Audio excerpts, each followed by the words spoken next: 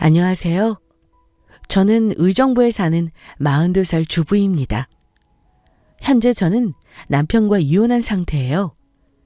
제 인생에 이혼이라는 파란만장한 일이 있으리라곤 생각도 못했는데 결국 현실이 되었습니다. 하지만 후회는 없어요. 취조라고 거짓말하는 사람과 평생 사는 것보다 딸과 사는 게 훨씬 낫다는 확신이 있었습니다. 하나뿐인 우리 딸 가슴에 상처를 준 건 아닐까 싶었지만 지금은 이혼을 안 했다면 얼마나 힘들었을까 싶습니다. 여러분도 건강한 이혼이 무엇인지 제 이야기를 들으면서 느끼셨으면 좋겠네요. 그럼 지금부터 제 이혼 스토리 들어보실래요? 저는 어렸을 적부터 결혼을 일찍 하고 싶었습니다. 왜냐하면 무남동녀 외동딸로 태어나 일찍 부모님과 헤어졌어요. 어릴 적 기억이지만 생생한 것이 있는데 바로 부모님이 고함을 치면서 싸우는 모습입니다. 결국 저희 부모님은 제가 2학년이 되던 해에 이혼하셨고 저는 자연스레 고모네 집으로 가서 살았어요. 지금 와서 생각해보면 어린 딸을 고모네 집에 맡기고 언제 오겠다는 약속도 없이 저를 버리고 떠나신 건 정말 너무 무책임하셨다고 생각했어요. 물론 부모님 사정이 있었겠지만 그 당시 저에게는 정말 상처였습니다. 다행히 고모가 저를 친딸처럼 이쁘게 키워주셨고 고모도 결혼을 안 했던 상태였기 때문에 문제없이 잘 지낼 수 있었어요. 저는 생각만 해도 참 외롭고 힘든 학창시절을 보냈습니다. 하지만 이를 악물고 공부하며 버텼어요. 저에게 유일한 희망은 공부였습니다. 저를 무시하는 사람들에게 당하지 않으려면 누구보다 당당해져야 했고 그 유일한 수단이 공부였어요. 결국 저는 열심히 공부해서 좋은 대학교에 가게 되었고 고모도 정말 기뻐해 주셨습니다. 대학교 졸업 후 저는 공부에 대한 꿈이 있어 결국 대학원까지 가게 되었습니다. 그래서 늦은 취업을 했고 당시 직장에서 만난 남자친구가 지금의 남편이죠. 지금과는 다르게 참 다정하고 유식한 사람이었습니다. 남자친구는 워낙 성실하고 바른 이미지라서 회사 사람들이 모두 칭찬하는 사람이었죠. 저희는 무려 4년 동안의 긴 연애를 했습니다.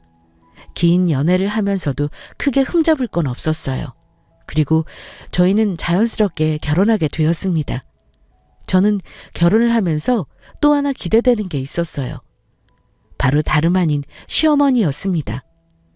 남들은 미친 거 아니야? 라고 생각하실 수도 있지만 저는 시어머니가 참 좋았거든요. 그리고 무엇보다 엄마의 손길을 제대로 느껴본 적 없었기 때문에 딸처럼 저를 사랑해 주시는 시어머니에게 늘 고마웠습니다. 결혼하기 전 제가 혼자 자취하는 걸 알고 매번 반찬을 직접 싸주시면서 끼니를 잘 챙겨주셨고 아플 때면 엄마처럼 항상 전화 주시면서 챙겨주셨습니다. 무엇보다 말 한마디를 참 이쁘고 따뜻하게 해주셨어요. 결혼하기 전 시모 집에 찾아뵌 적이 있었습니다. 어머니, 저희 왔어요. 그래, 어서 와라. 우와, 어머님, 이게 다 뭐예요? 우와, 갈비찜에 잡채에 샤브샤브까지. 고생하셨네요. 우와, 진짜 맛있을 것 같아요. 수연이 오면 같이 요리할까 했는데 만들다 보니까 금방 뚝딱 했어. 기분이 좋아서 그런가? 뭐 힘든 것도 없었어. 그나저나 정말 꿈 같다. 우리 종민이 외동아들이라서 늘 딸 같은 며느리 생겼으면 했거든. 우리 수연이가 한 집안 가족이 된다는 게 이렇게 설렐 줄 몰랐다. 어머님, 감사해요. 저희 잘할게요. 엄마, 내가 좋아하는 간장게장은? 예, 너는 자주 먹잖아. 오늘은 우리 수연이의 날이야. 수연이 좋아하는 걸로 준비했다고. 치, 누가 보면 수연이가 딸인 줄 알겠어. 당연하지. 우리 수연이가 딸이지 그럼. 난 진짜 며느리라고 생각 안 한다. 내 딸, 내 가족이라고 생각해. 어머님, 잘 먹겠습니다. 감사해요. 시모는 일찍 남편을 하늘나라로 보내시고 남편 그러니까 외동아들 하나만 믿으며 사셨기 때문에 저를 딸처럼 여기고 정말 좋아해 주셨습니다. 하루는 시모가 저만 따로 주말에 부르신 날이 있었어요. 어머님, 저 왔어요. 근데 오빠랑 오지 말라고 신신당부를 하신 이유가 뭐예요? 뭐 맛있는 거 하셨어요? 그게 아니라 이거 받아라. 네? 이게 뭐예요? 용돈이야. 수연이 너 해라. 네? 아니, 이걸 왜... 제 생일 아직도 한참 남았어요. 제가 이걸 어떻게 받아요? 어머님 쓰셔야죠. 제가 이걸 왜... 아니야. 내가 조금 들어놓은 게 있는데 마침 만기가 됐어. 크지는 않지만 이자가 그래도 꽤 괜찮더라고. 결혼하고 살림하느라 모두 생활비로 돈 쓸 텐데 이거 보태 써라. 아니다. 이번에는 수연이 너 옷 한 벌 사 입어라. 매일 10,000원짜리 티셔츠 입지 말고. 응? 마음은 감사한데 제가 이 돈을 받아도 될까요? 당연하지. 우리 종민이랑 결혼해줘서 정말 고마워. 그리고 난 수연이가 부모님 없이 힘들었을 텐데 이렇게 바르고 곱게 자라준 게 너무 이뻐. 기특해. 수연이가 내 딸이지 뭐. 종민이는 내가 따로 챙길 테니까. 알겠지? 이건 여자들끼리 비밀이야. 쉿! 알겠지? 네, 어머님. 감사히 잘 받을게요. 이번에는 어머님 말씀대로 이쁜 옷 한 벌 사 입을게요. 제가 더 잘할게요. 그래. 지금도 잘하고 있어. 진짜 시모는 거의 엄마나 다름없었습니다. 저도 그 뒤에 마음을 확 열게 되었고 남편이 없는 날이나 명절이 아닌 평범한 날에도 시모 집에 가서 맛있는 요리도 해먹고 재밌게 놀다가 왔습니다. 참 행복했어요. 시모랑 엄마처럼 지낼 수도 있구나 하며 스스로 놀라웠습니다. 그리고 그 즈음 저는 아이를 임신하게 되었어요. 격경사가 찾아온 기분이었습니다. 늦게 임신해 노산이라 걱정이 많았는데 시모 덕분에 편안한 마음으로 임신 기간을 지낼 수 있었습니다. 배가 부른 저를 위해 요리도 직접 자주 해주셨고 인부복도 이쁜 게 많다면서 백화점에서 이쁜 옷도 따로 사주셨거든요. 그런데 아이를 낳고 딱 1년. 아기 돌이 지나고 난 이후 그때부터 남편이 이상해지더라고요. 다 잡은 물고기라고 생각을 한 건지 아니면 저한테 벌써 권태기가 온 건지 모르겠는데 사람이 좀 퉁명스럽다고 해야 할까?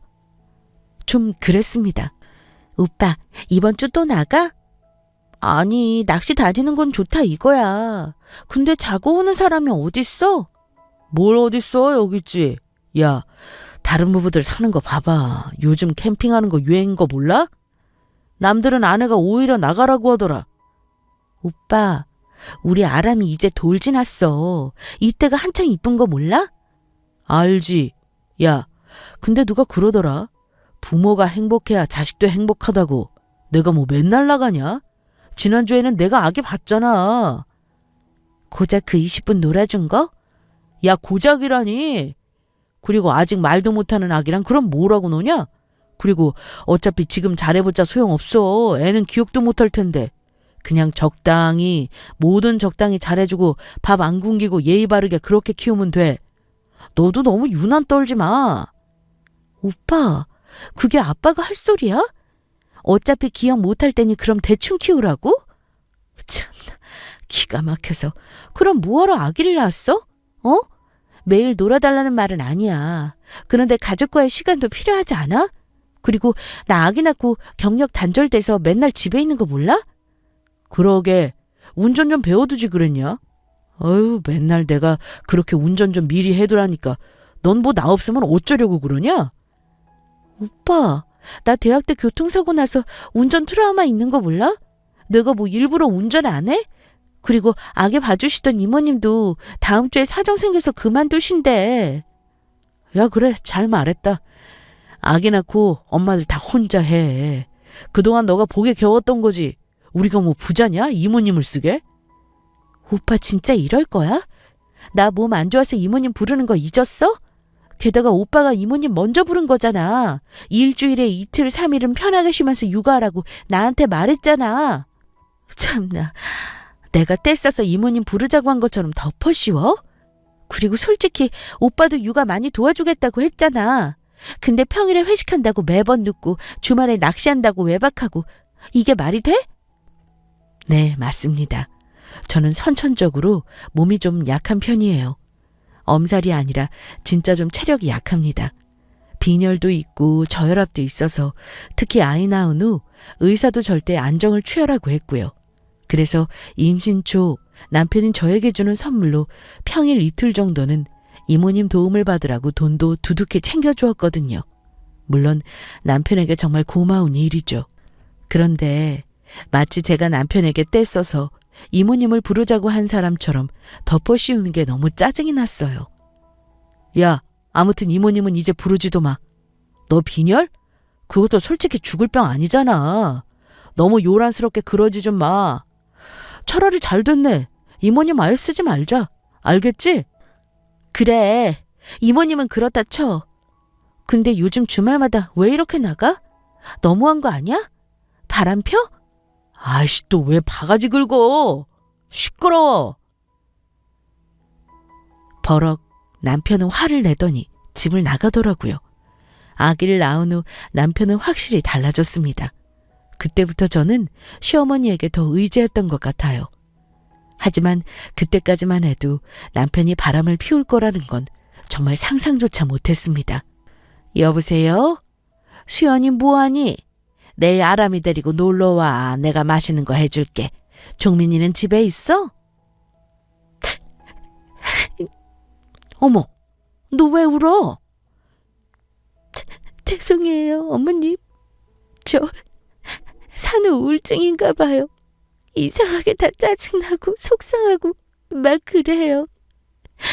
오빠가 요즘 좀 달라진 것 같아요. 아유, 종민이 이 자식 내가 가만두면 안 되겠다. 아니에요, 어머님. 어머님이 워낙 편하고 그래서 별소리를 다 했네요. 오빠 너무 뭐라고 하지 마세요. 아기가 이제 막 돌이 지났는데 남편이 밖으로 싸돌아다니고 내가 키웠지만 참 이기적일 때는 정말 이기적이야.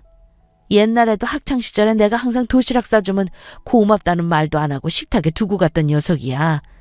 반찬이 부실해서 창피하다나? 암튼 수연아, 울지 말고 집에 와서 밥 먹어라. 마음이 헛헛할수록 밥을 잘 먹어야 하는 거야. 어서 건너와라. 시모집과 신혼집은 한 정거장 차이였습니다. 그래서 아이와 함께 시모집에 갔어요. 그런데 한창 밥을 먹고 쉬고 있는데 부엌으로 걸어가던 어머님이 벼랑간 중심을 잃고 쓰러지셨습니다. 정말 가슴이 쿵 하고 내려앉은 게 어떤 기분인지 제대로 느꼈죠. 너무 당황스러웠지만 119를 불렀고 결국 어머님은 응급실로 실려가셨습니다.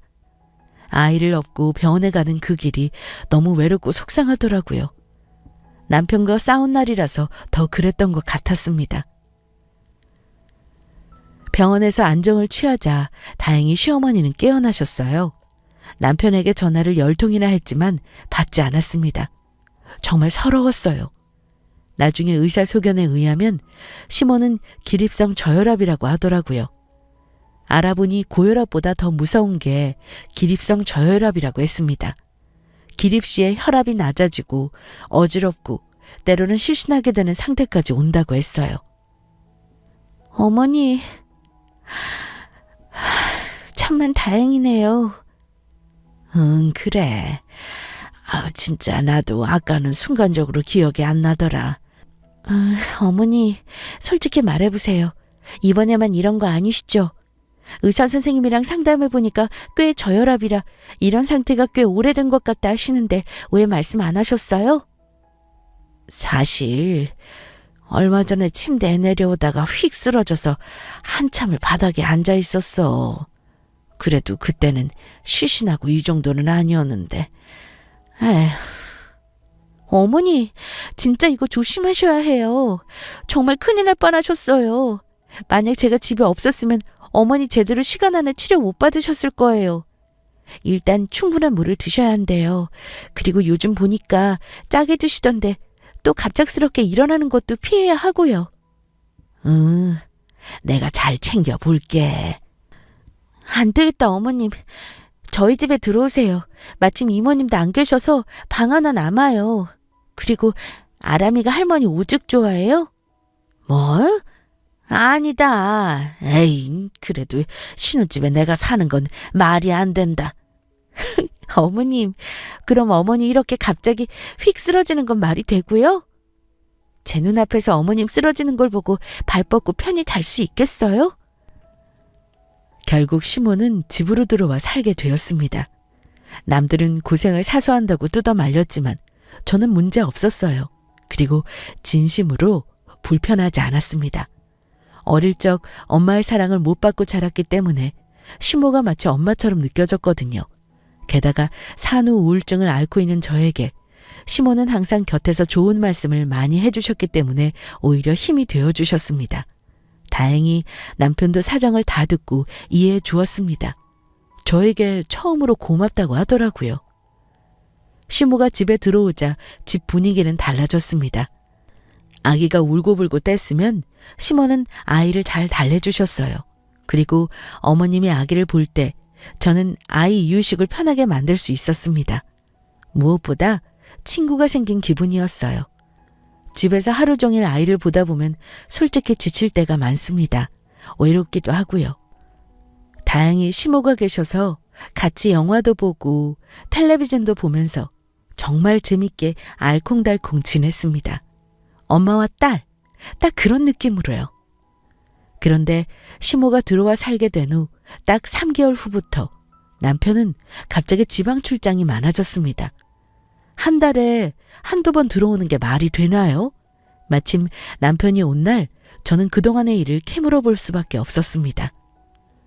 오빠, 회사 기숙사에서 지낸다고? 회사 기숙사. 그때 사진 찍어 보내줬잖아.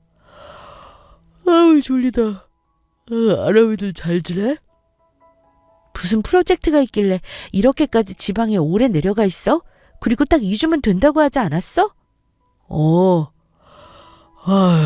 근데 아직 일이 덜 끝났어. 어쩌면 2달 잡고 장기 프로젝트 할 수도 있대. 거기 건축 부지가 워낙 좋은데 회사 지점 그쪽으로 낼 건가 봐. 암튼 기초공사가 가장 신경 쓸 게 많아. 허가도 받아야 하고 할 게 많아. 한동안은 지방 내려가서 지낼 것 같아. 주말에나 올게. 그나저나 엄마는 잘 지내? 엄마 요즘은 저혈압인가 뭔가 그거 괜찮아? 오빠, 최소한 나한테는 전화 못해도 어머니한테라도 안부 전화해야 하는 거 아니야? 물론 집에 계시지만 오빠 걱정을 얼마나 하는지 알아? 내가 핑계를 대는 것도 한두 번이지. 아, 맞다. 다음 주 어머님 생신이셔. 알지? 다행히 일요일이더라고. 그때는 잊지 마. 꼭 내려와. 일요일? 26일이네? 아이씨, 안 되나. 왜 또? 그날 근무 없잖아. 급한 미팅이 그때 딱 잡혔어. 진짜야? 그럼 25일, 토요일 잠깐이라도 내려와. 같이 밥 먹자. 간만에 스테이크 좀 썰자. 어머니 용돈도 드리고, 25일 그 전날에도 바빠. 나 진짜야. 오빠, 내가 진짜 오빠 회사 일하는 거에 간섭 안 하는 거 알지? 그런데 이번에는 진짜 회사에 한마디 해야겠어. 참나, 주말까지 일하고 오빠가 얻는 게 뭐야? 그리고 25, 26일 날 안 되는 거 맞아? 그냥 어떤 시간이든 되는 날이 있기는 해? 오빠, 나 진지해. 아람이 이제 걷게 되면 한창 이쁠 때야. 나도 남들처럼 사진도 찍고 아기 데리고 놀이동산도 가고 그렇게 평범하게 살고 싶어. 야, 평범하게 살면 돈이 땅에서 나오냐 하늘에서 떨어지냐? 다 내가 있으니까 너랑 아람이 잘 먹고 잘 사는 거 아니야? 남편은 늘 이런 식이었습니다. 너희들을 위해 내가 돈을 번다. 너희들을 위해 희생한다. 그러니까 참아라. 난 잘못 없다. 늘 이런 식의 대화 패턴이었죠. 하지만 제가 바라는 건 돈을 많이 벌어다 주는 남편도 아니고 주말마다 일하는 남편도 아니었습니다. 그저 가족끼리 평범하게 밥 먹고 놀고 여행 다닐 수 있는 평범한 아빠가 되어주기를 바란 것뿐인데 제가 철없는 소리하는 아내라면서 남편은 매일 핀잔을 주었어요. 말이 도저히 통하지 않았습니다. 그 후 남편은 2주 만에 집에 왔어요. 마침 딱 주말 오후에 잠시 친구랑 술 약속이 잡혔다면서 기분 좋게 나가더라고요. 대학교 동창이라면서 오랜만에 한껏 꾸미고 나가길래 의심이 되긴 했어요. 그런데 남편이 나간 후 안방 침대 베개 밑에서 진동 소리가 들렸습니다. 알고 보니 남편이 핸드폰을 두고 나갔더라고요. 원래 남편 핸드폰은 절대 보지 않는 타입인데 이상하게 그날따라 카톡하고 울리는 그 소리가 신경에 쓰였습니다. 그런데 바닐라라고 이름이 저장되어 있는 수상한 카톡을 보게 되었고 저는 경악을 금치 못했습니다. 그 바닐라라는 사람은 남편을 오빠라고 부르더라고요. 그리고 내용을 계속 올려다보니 어머님 생신인 26일 그때 약속을 마침 잡았고 둘은 밥을 먹기로 했더라고요. 중간중간에 내용이 끊기는 걸 보니 남편이 스스로 내용 삭제하기 기능을 사용해 은밀하게 내용을 가리고 있었습니다. 정말 기가 막히고 코가 막혀서 웃음도 안 나오더라고요. 갤러리에 들어가 보니 그 여자와 찍은 사진도 여러 장 있었습니다. 바람도 치밀한 사람을 핀다고 하던데 그 이야기가 딱 맞았어요. 어차피 들킬 거짓말, 이렇게 허무하게 들통이 날 줄 상상도 못했을 것 같았어요. 제가 충격에 휩싸여 있을 때 부엌에는 시모가 계셨고 아기는 버젓이 거실에서 장난감을 가지고 놀고 있었습니다. 저는 순간 엄청난 걸 봤다는 생각에 손이 덜덜 떨리더라고요. 하지만 차마 이 이야기를 시어머니에게 말씀드릴 수 없었습니다. 안 그래도 저혈압 때문에 힘드신데 괜히 스트레스를 주고 싶지 않았거든요. 그리고 5분 후 남편이 불이 났게 핸드폰을 찾으러 집에 다시 왔습니다. 아니나 다를까 핸드폰이 제 손 안에 있는 걸 보고 소리를 치고 난리를 피우더라고요. 뭐야, 이걸 왜 당신이 가지고 있어? 아이씨. 핸드폰 가지러 온 거야? 참나. 그러게 안 하던 짓을 해? 아 몰라, 이리 줘. 남편은 숨기는 게 분명히 있는 눈치였습니다. 그리고 결국 그날도 밤 12시가 다 되어서야 들어왔죠. 저는 일부러 모르는 척했어요. 그리고 조금씩 증거를 모아 제대로 터뜨려야겠다고 생각했습니다. 그런데 생각보다 남편은 허술하기 짝이 없었습니다. 핸드폰 패턴을 비밀번호로 바꾸었길래 이상해서 다시 풀어봤더니 0000으로 비번을 바꾸었더라고요. 남편의 핸드폰을 보는 건 정말 마지막 자존심이었는데 도저히 못 참아졌습니다. 오빠라고 부르는 낯선 여자의 카톡을 본 이상 저도 이대로 가만두고 볼 수는 없었거든요. 남편의 핸드폰은 정말 시한폭탄과도 같았습니다. 그동안에 나누었던 카톡들을 모두 캡처해서 저에게 보내두었죠. 그리고 들여다보니 남편은 그 상간녀와 교류한 걸 들키지 않기 위해 커플 메신저 어플로 따로 소통하고 있었습니다. 누가 봐도 딱 연인 사이였죠. 저는 조용히 그리고 은밀하게 증거자료들을 모았습니다. 제가 그때 남편 문제로 워낙 신경이 너무 예민하고 스트레스를 받았는데 시어머니는 바로 눈치를 채시곤 저를 걱정하셨습니다. 얘야 수연아, 이번 주에는 종민이 온다고 해? 요즘 많이 바쁘네? 아, 네. 이번 주에는 오겠죠. 수연아, 근데 너 요즘 왜 그러냐? 도통 입맛도 없는 것 같고 괜찮은 거야? 어디 아파? 너는 내 며느리이자 딸이야. 알지? 이 시어미한테 거짓말하거나 그러지 말고 힘든 일 있으면 언제든 말해. 알겠지? 그리고는 어머님이 저를 꽉 껴안아 주시는데 눈물이 나는 걸 참느라 미치는 줄 알았습니다. 하지만 저는 어머님께 남편이 바람 피우는 이 사실을 차마 말씀드릴 수 없었어요. 그러다 하루는 말도 없이 금요일 저녁 늦게 집에 남편이 온 날이 있었어요. 분명 주말에 못 온다고 했는데 웬일로 금요일 저녁 퇴근하고 올라와 집 근처에서 친구와 술 한 잔을 마신 모양이더라고요. 술이 한껏 취해서는 저에게 고래고래 소리를 쳤습니다. 야, 김수연, 나와. 당장 나와, 이씨. 서방님 말을 무시하냐, 너? 아우, 술 냄새. 동네 창피하게 왜 이래? 어서 들어와. 남편은 고주망태가 되어서는 아파트가 떠나갈 정도로 소리쳤어요. 12시가 넘은 시간이라 가족들은 모두 일찍 잠이 들었습니다. 어머니랑 아람이 모두 자. 쉿, 조용히 하라고. 야, 너가 뭔데? 너가 뭔데 이래라 저래라 하는 거야, 어? 언제 왔어? 이번 주말 못 온다고 하지 않았어? 야, 김수연, 내 말 잘 들어. 너 다 알고 있지? 뭐가 갑자기? 남편은 저를 추궁했습니다. 자기가 바람핀 사실을 고백하려는 모양이었어요. 내가 모를 것 같냐? 요즘 너 내 핸드폰 자주 보더라. 내가 모를 것 같았냐? 그래, 어차피 알게 될 사실이니까 내가 말해준다. 나 좋아하는 여자 생겼다. 진짜 나도 이렇게 될 줄 몰랐는데 사랑하게 됐다. 미안하게 됐다. 그런데 어쩌냐. 너나 나나 늦기 전에 진짜 사랑 찾는 게 너한테도 나한테도 좋은 거 아니겠냐? 나도 너 앞에서 거짓말 더 이상 하기 싫다. 지겨워. 내가 곰곰이 생각해봤는데 아무래도 그 여자가 더 좋다. 너보다. 너랑 결혼하고 사랑한 건 진심이었어. 근데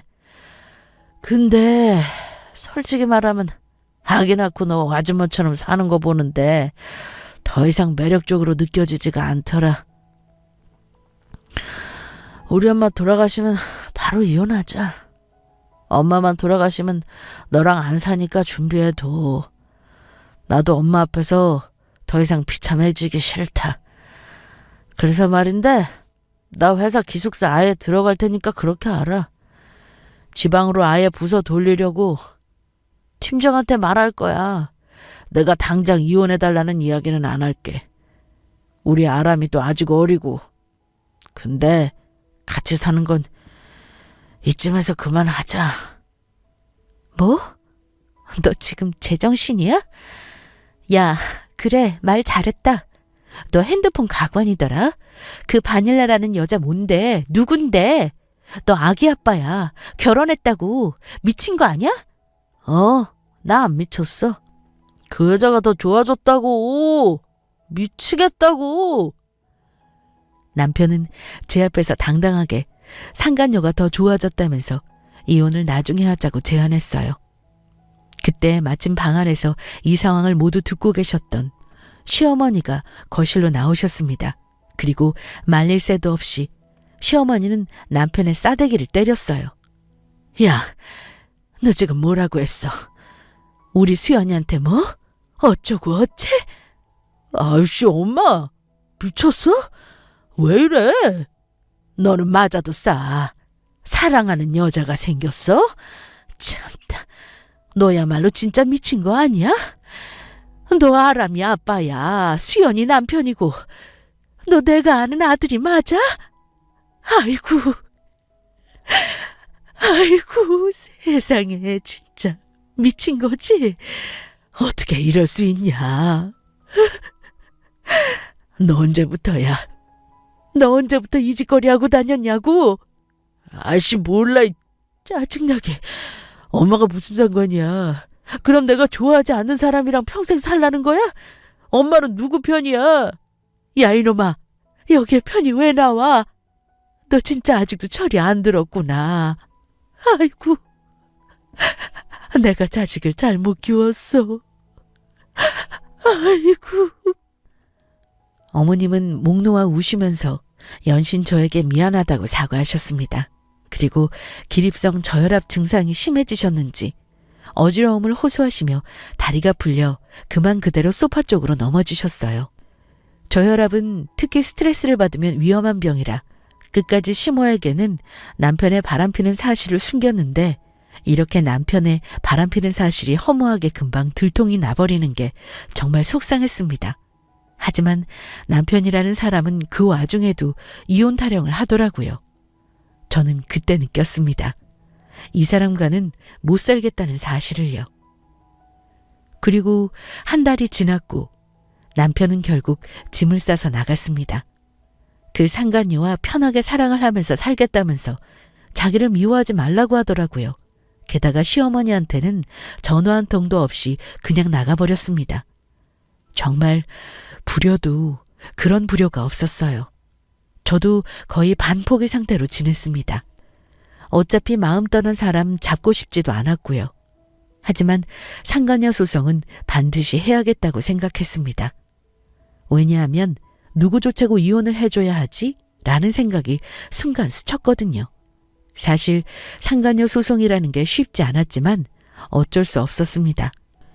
시모는 이혼을 준비하는 제 모습을 옆에서 지켜보시면서 점점 밥을 드시지 못하셨어요. 어머니, 밥은 드셔야죠. 요즘 왜 이렇게 밥을 안 드세요? 입맛이 없어. 그래서 결국 이혼하는 거지, 너희? 네, 그래야죠. 살 이유가 없네요. 아람이 아빠가 저 사람이라는 사실이 소름 끼쳐요. 수연아, 내가 정말 미안하다. 이걸 어떻게 갚아야 할까? 내가 다 큰 자식 불러 앉혀놓고 다시 가르쳐도 지금 벌써 마음이 다른 여자한테 떠나간 놈인데 내가 너 얼굴을 볼 면목이 없다. 보란 듯이 상간녀 소송해라. 내가 도와주마. 그리고 그놈 사지를 내가 다 찢어놓고 싶지만 그럴 수 없어서 내가 화병이 생기려고 해. 조강지쳐 버린 놈들은 제명에 못 살지. 돈 필요하면 말하고 변호사 이런 거 쓰려면 돈 많이 들잖아. 응? 어머니가 무슨 잘못이 있으세요? 저는 어머니 덕분에 그래도 지금 힘내고 살아요. 그러니까 밥도 잘 드시고 건강하게 오래오래 제 곁에 있어주세요. 돈도 일단은 여유 있으니까 걱정 마시고요. 저는 상간녀 소송을 알아보기 위해 유명한 이혼 변호사와 상담을 여러 번 했어요. 생각보다 과정이 꽤 복잡하고 번거로웠습니다. 그리고 무엇보다 비용이 생각보다 비쌌어요. 이왕이면 좋은 변호사를 찾기 위해 발품을 팔고 상담을 하니 금방 몇백만 원이 나갔습니다. 정말 이혼도 아무나 하는 게 아니구나 싶었죠. 그런데 하루는 시모와 함께 변호사 상담을 받으러 집을 나섰는데 갑자기 현관문 앞에서 또 한 번 어지러움을 호소하시면서 그대로 바닥에 쓰러지셨어요. 그리고 한 번도 하지 않았던 구토를 하셨습니다. 저의 이혼 과정을 지켜보셨던 시모도 몸이 말도 안 되게 약해지셨더라고요. 마음이 너무 아팠어요. 그리고 그런 끔찍한 이혼 준비는 상간녀 소송과 함께 거의 1년 가깝게 진행되었습니다. 이혼이라는 게 금방 되는 줄 알았는데 그게 아니었어요. 게다가 저는 소송까지 걸려 있었기 때문에 꽤나 복잡했습니다. 하지만 포기할 수는 없었죠. 여보세요? 나야. 웬일이냐? 엄마는 잘 있어? 참 빨리도 물어본다. 잘 계시겠니? 상간녀 소송 걸었으니까 그렇게 알아. 그 여자한테도 소장 갈 거야. 야, 뭐? 소송? 그게 되겠냐? 그래, 애 써봐라. 그리고 설령 소송에서 진다고 해도 상관없어. 난 이 사람이랑 결혼할 거야. 내 목적은 하나, 이혼이야. 알겠냐? 남편은 이혼을 준비하는 내내 끝까지 자기 자존심이 먼저였습니다. 그리고 상간녀와 동거를 하니 마니 이상한 소문도 제 귀에까지 들릴 정도였으니까요. 정말 막장 쓰레기로 변했지만 본인만 그걸 모르는 것 같았습니다. 정말 여자한테 미치면 이렇게 되는구나를 제대로 보여주었어요. 저놈이 어디가 좋다고 결혼했는지 스스로가 한심스러웠습니다. 그런데 벼랑간 하늘이 무너지는 사건이 일어났습니다. 안 좋은 일은 어떻게 이렇게나 연달아 일어날 수 있는지 이해가 가지 않았어요. 갑자기 시모가 하늘나라로 가게 되었습니다. 정말 한순간의 일이었어요. 기립성 저혈압이 워낙 심하셔서 밖에 자주 안 나가시는데 하필이면 그날 하루는 동네 친구를 만난다고 나가신 날이 있었습니다. 그때 말도 안 되게 교통사고를 당하셨던 거죠. 진짜 교통사고는 남의 일이라고 생각했는데 그런 끔찍한 일이 저에게도 일어나더라고요. 사고는 정말 한순간이었고 가해자도 일부러 그런 건 아니었기 때문에 정말이지 누구를 원망해야 하나 싶었습니다. 병원에 가보니 어머니 상태는 심각했습니다. 거의 얼굴을 알아볼 수 없을 정도로 얼굴이 함몰되어 있으셨거든요. 가슴이 찢어지는 기분이었습니다. 불행이 이렇게나 갑자기 한꺼번에 몰아칠 수 있구나 하며 하늘의 저주를 받는 느낌이었어요. 다행히 생명에는 지장이 없었지만 의사 말로는 절대 안정을 취하지 않으면 저혈압으로 큰일 날 수 있다고 하셨습니다. 남편도 병원에 왔지만 이틀 정도만 있다가 다시 직장 때문에 제가 시모 곁을 지켰어요. 그런데 다음 날 갑자기 이상한 전화 한 통이 왔습니다. 여보세요? 김수연 씨인가요? 네, 누구세요? 이미자 씨가 시어머님 되시죠? 안녕하세요. 저는 어머님 자산 관리하고 있는 변호사 김민철이라고 합니다. 연락이 늦었습니다. 죄송해요. 네. 일단 뵙고 말씀드릴 게 많은데 시간 언제 가능하실까요? 일단 어머니 문제인가요? 제가 어머님이랑 상의하고 다시 연락드릴게요. 시모의 자산관리 변호사가 저에게 따로 전화를 하다니 정말 이상했어요. 병원에 다시 가서 시모에게 여쭤보니 정말 깜짝 놀랄 만한 이야기를 해주셨습니다. 어머니, 아까 낮에 어머니 자산관리 변호사가 따로 전화를 했더라고요. 이상하네요. 저한테 잘못 전화가 온 거겠죠? 무슨 일 있어요? 아니야. 전화 잘 받았구나. 내가 너한테 전화하라고 번호 알려준 거야. 수연아, 지금부터 내 이야기 잘 들어. 난 수연이 정말 딸처럼 생각해. 알지? 그리고 종민이도 내 하나뿐인 아들이라는 건 변함없어. 그런데 말이야, 사람이 사람답게 살아야지. 조강지쳐버리고 바람피는 것들은 끝까지 속썩여. 우리 손녀 아람이랑 수연이 위해서 내가 이 세상 떠날 때 뭘 해줘야 할까 생각해봤더니 내가 가진 땅 문서밖에 없더라. 이혼 준비하면서 돈 많이 들지? 이거 보탰어. 그리고 보란듯이 이혼하고 상간녀 소송 그것도 해라. 이혼하고 떳떳하고 당당하게 잘 살아. 내가 가진 땅 명의를 수연이 너한테로 돌리고 싶다. 내가 수연이 너 계좌에 10억 보내줄 거야. 근데 이게 워낙 돈이 많아서 명의 변경하려면 복잡하더라고. 그래서 변호사도 만나야 하고 그럴 거야. 아무튼 이혼하고 나서도 문제없이 하려는 거니까 상담받고 와. 어머니, 제가 이 돈을 어떻게 받아요? 아니야. 진짜 주고 싶어서 그래. 난 하나도 안 아까워. 우리 손녀 아람이 얼굴 보면 억장이 무너져. 내가 아들을 잘못 키웠지. 결국 저는 변호사를 만나게 되었고 그동안 자초지정을 모두 듣게 되었습니다. 알고 보니 어머니는 물려받은 땅이 많으셨더라고요. 제가 알고 있던 것 말고도 꽤 몇 개나 더 있었습니다. 그런데 나머지 것들은 기부를 하신다고 결정하셨고, 그리고 제가 알고 있던 그 땅은 제 이름으로 명의를 돌려두셨습니다. 그리고 혹시나 자신이 죽게 되면 그 땅 명의를 며느리에게 돌리겠다는 서약도 모두 해두셨더라고요. 어머님이 이거 언제 작성하신 건가요? 실례지만 지금 현재 이혼 준비 중이시죠? 이혼 한창 준비하시면서 그때 오셨어요. 본인이 며느리한테 미안하고 한스럽다면서 줄 게 땅밖에 없다고 하셨습니다. 아마 눈치 못 채셨을 거예요. 며느리가 알게 되면 큰일 난다면서 비밀스럽게 준비하셨어요. 며느리가 거부한다고 하면 손녀 아람이에게 명의를 주고 싶다면서 이순이로 손녀로 해두셨어요. 그럼 남편은요? 그래도 직계가족이 먼저 아닌가요? 네, 통상 그렇게 생각하시는데요.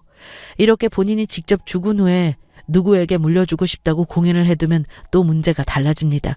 이건 이혼하게 되시더라도 며느님 또는 손녀분 명의로 땅은 가지게 되실 거예요. 법적으로 문제 생기지 않게 미리 준비하신 부분입니다. 저희만 믿으세요.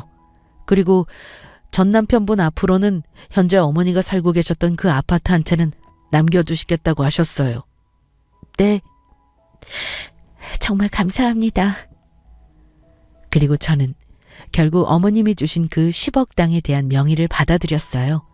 남편에게 할 수 있는 유일한 복수라고 생각했고 시어머니께서 저에게 주신 선물이라는 생각으로 감사하게 받기로 결심했습니다. 하지만 이혼 과정에서 이 사실을 알게 된 남편은 난리가 났어요. 법정에서 저를 때리려고 손도 올리고 난리도 아니었습니다. 심지어 제가 시모를 협박해서 이 사단이 난 거라면서 저를 음해하고 못살게 굴었어요. 하지만 명백한 증거가 있었고 시어머니는 아들이 바람핀 순간부터 천천히 이 계획을 하고 계셨기 때문에 문제될 건 없었습니다. 그런데 3개월 후 끔찍한 일이 생겼습니다. 갑작스레 시모가 심장마비로 세상을 떠나셨어요. 워낙 스트레스를 많이 받으셨고 제가 이혼 준비를 하는 과정에서 어머니는 식음을 전폐하실 정도로 힘들어 하셨거든요. 어머니, 엄마, 이렇게 가버리시면 전 어떡해요?